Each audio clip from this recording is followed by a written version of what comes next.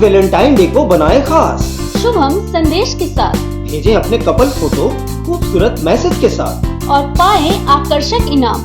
WhatsApp number 9572846552 पर के लिए बता रहे हैं कि नेता हो, प्रतिपक्ष हो या पक्ष हो, सभी दगाबाज हैं। सभी ने हमारे साथ छल किया है, लूट किया है। हमारे लिए कोई नीति नहीं बनाया 22 साल में, हमारे लिए कोई भी योजना नहीं लाई, कोई भी रोजगार नहीं दिया, कोई भी नियोजन नहीं और कोई भी ऐसा काम नहीं किया हमारे लिए। तो इसीलिए ये तमाम नेताओं से बचने की जरूरत है। इन दगाबाजों से रामगढ़ की जनता को सावधान होने की जरूरत है। जय जय जय झारखंड, जय जय झारखंड, जय जय जय झारखंड, जय झारखंड। छात्र एकता जिंदाबाद, जिंदाबाद जिंदाबाद, छात्र एकता जिंदाबाद, जिंदाबाद जिंदाबाद। जब जब छात्र बोला है आज सिंहासन डोला है। सरकार सोचती तो ये दिन नहीं आता, ये नौबत नहीं आती। तो ऐसे बेरोजगार युवा जो आज चुनाव लड़ने के लिए मजबूर हुए हैं ना, इसी कारण से मजबूर हुए हैं। अगर आप चाहे पंचायत सचिव की अभ्यर्थियों की भी बात कहिए तो ये एक छोटा मोटा लड़ाई नहीं है सर, हमको लगता है कि एक युग की लड़ाई स्टूडेंट ने। रामगढ़ उपचुनाव को लेकर छात्रों जो बेरोजगार अभ्यर्थी हैं उनका रोष है और जिस तरीके से आप नारेबाजी देख रहे हैं, ये छात्र हैं और चुनाव में उतरकर जो है जनप्रतिनिधि को जो है जवाब देना चाहते हैं कि आखिर उनके लिए क्यों नहीं नियोजन नीति, स्थानीय नीति जो है बनाने की बात जो वायदे जो सरकार की थी वह की है। इस वक्त सैफी इमाम है और गुलाम हुसैन है और भी छात्र हैं जिन्होंने रामगढ़ उपचुनाव में अपना नामांकन कर दिया है और अपनी दावेदारी पेश किया है। क्या कुछ इनका उलगुलान है, आगे रणनीति है चुनाव को लेकर, या कुछ देखिए। अब नए पर्वो सहेले धरबो हम लुआठी, अब नए पर्वो सहेले धरबो हम लुआठी। बहरिया आयला पेट पोसेले, पेट तो पोसबे करला, टांग पसार देला रहेले। अब नए पर्वो सहेले धरबो हम लुआठी। जोहार। बहुत ही दुख के साथ, बहुत ही पीड़ा के साथ, बहुत ही संघर्ष करने के बाद, सड़क पर आंदोलन करने के बाद, बरसों आंदोलन के बाद जब सरकार ने और विपक्ष ने कोई भी झारखंड के युवाओं के साथ, किसानों के साथ, वहाँ के झारखंडियों के साथ कोई भी हितकारी नीति नहीं बनाया, तब हम लोग रामगढ़ उपचुनाव का एक अवसर आया जिसमें बताया गया था, उसमें तिथि जब आया तो बताइए 1 महीने में सारा प्रक्रिया जो है ख़त्म हो जाने का बात कहा गया था। अभी 27 फरवरी को जो रामगढ़ उपचुनाव होने वाला है, सिर्फ 2 दिन के बाद ही वहाँ पर इलेक्शन होने वाला है। 2 दिन के बाद ही वहाँ इलेक्शन के बाद रिजल्ट आ जाएगा। और कौन ऐसी प्रक्रिया है जेपीएससी में, कौन ऐसी प्रक्रिया है जेएसएससी में, मैं पूछना चाहता हूँ झारखंड के 325 करोड़ जनता से।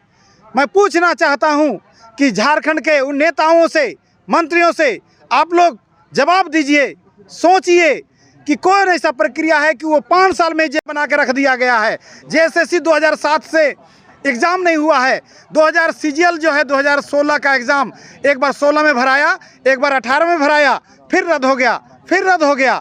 अभी 2019 में वो भी रद्द हो गया। तो हो क्या रहा है झारखंड में? झारखंड में कोई भी परीक्षा समय से नहीं होती है। चुनाव क्यों समय से हो जा रहा है?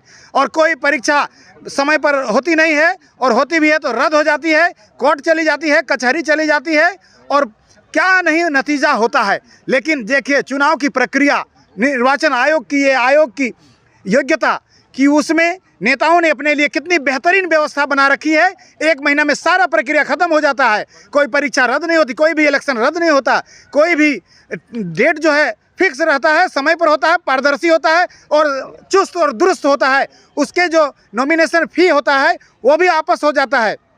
लेकिन हम लोग फॉर्म भरते हैं तो हमारा फ़ी काहे वापस नहीं होता है। तो बहुत सारे पीड़ा है, दर्द है, कोई नीति नहीं बना हम झारखंड वासियों के लिए। इसीलिए झारखंड में अब विधानसभा में हम लोग जाएंगे और नीति बनाएंगे। इसीलिए हम चुनाव मैदान में हैं और मेरा नाम इमाम सफ़ी हुआ।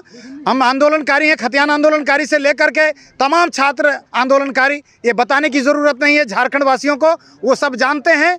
और मेरा जो है चुनाव चिन्ह मिला है टॉर्च छाप, उसी पर मोहर लगाना है और हमें भारी से भारी मतों से जिताना है। बिल्कुल बिल्कुल, टॉर्च के द्वारा नेताओं को रास्ता दिखाएंगे। उन लोगों को कुछ सूझ नहीं रहा है, कुछ कर नहीं पा रहे हैं। वो लोग नियोजन नीति को जो पहले से बना है रद्द कर देते हैं, लेकिन नियोजन नीति अपना बनाते हैं तो कोर्ट रद्द कर देता है। अभी खतियान वाला जो राज्यपाल के पास भेजे वो भी वापस हो गया। उन लोगों को योग्यता ही नहीं है। मूर्ख लोगों को नेता मंत्री अभी बनकर बैठे हुए हैं। अगर हम लोग पढ़े लिखे लोग आ गए तो ज़रूर बदलाव आएगा और आप लोगों के लिए और हमारी ज़िंदगी, हमारे बच्चों के भविष्य के लिए कुछ उज्ज्वल होगा।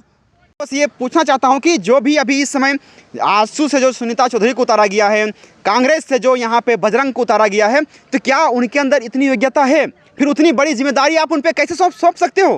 क्योंकि अगर मैं बात करूँगा आजसू का भी या बात करूँगा कांग्रेस का भी, तो क्या आजसू में कोई और उनके जो कैडर हैं, उनके जो कार्यकर्ता हैं, क्या वो योग्य नहीं थे?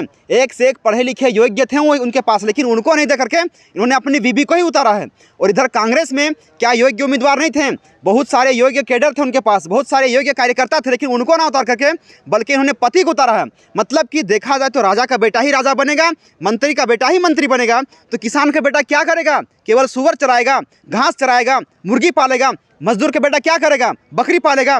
हमारा भी अधिकार है कि हम भी सदन में जाएंगे, हमारा भी अधिकार है, हमारे अंदर योग्यता भी है यार, तो हम अपनी योग्यता का प्रदर्शन सदन में जाके क्यों ना करेंगे? हम पढ़े लिखे हैं, जब सड़क पे बदलाव ला सकते हैं, अगर सदन मिलेगा तो हम सदन में भी जाएंगे। और हमारे बाबा भीम साहब ने भी ये बात कही थी। उन्होंने जो इशारा किया है ना, ये सिर्फ इसलिए इशारा नहीं किया है, उन्होंने कहा कि संविधान बना के हमने आपको दे दिया है, अब आपके अंदर योग्यता है, जब तक से आप सदन में कब्जा नहीं करोगे तब तक वो आपका संविधान बेकार है। क्योंकि संविधान को हम कितना भी अच्छा संविधान क्यों नहीं बना देंगे, अगर उसको चलाने वाले कोई योग्य उम्मीदवार नहीं होंगे तो वो संविधान फ्लॉप हो जाएगा, बेकार हो जाएगा। इसलिए हम योग्य उम्मीदवार को वहाँ भेज रहे हैं, पढ़े लिखे जुझारू युवा उम्मीदवार आपके पास। वोट होगा, हम तो केवल प्रचार कर रहे हैं अपना, युवाओं का दुख दर्द को लोगों तक पहुँचा रहे हैं।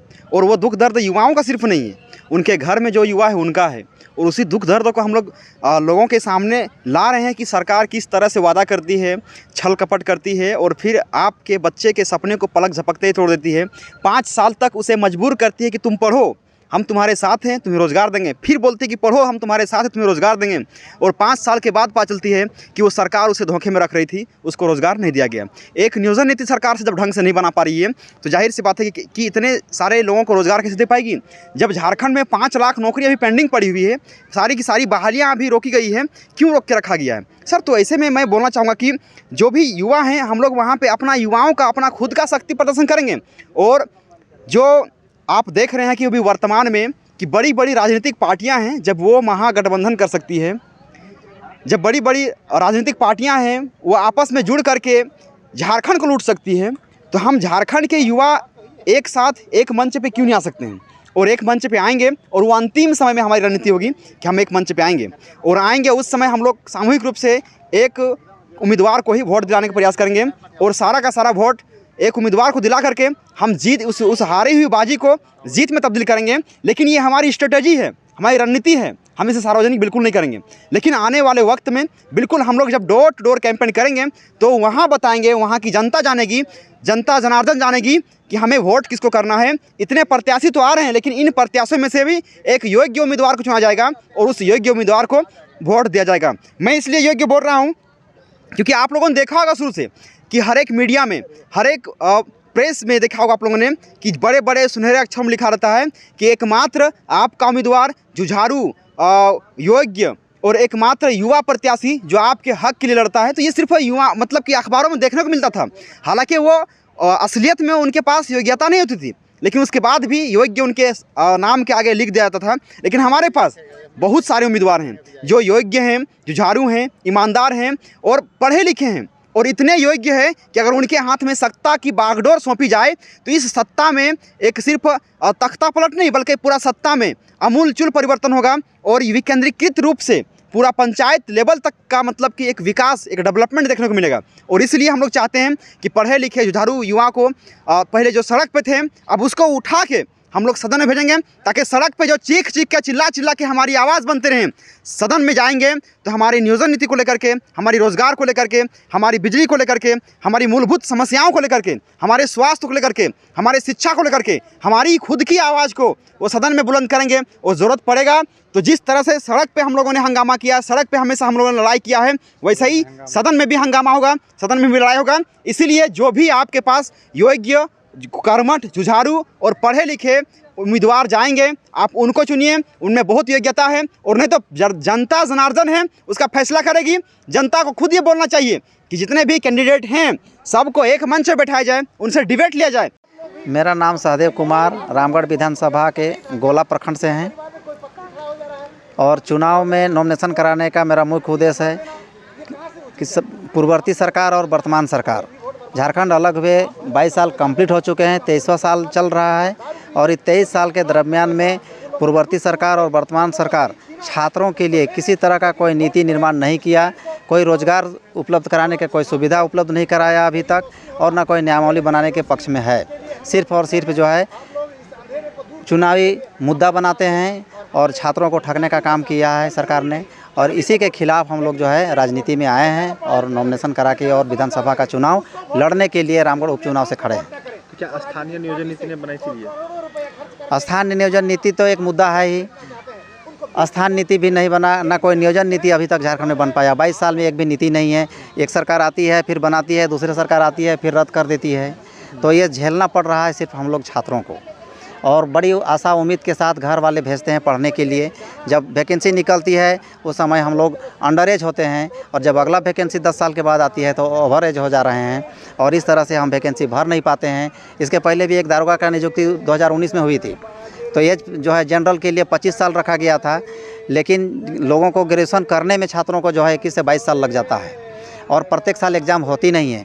अगर 5 साल के बाद एग्ज़ाम होगा तो पता चलेगा कि लड़का ग्रेजुएशन करने के बाद वो एग्ज़ाम में अपीयर भी नहीं हो पाता है। ये दुर्दशा है छात्रों के साथ।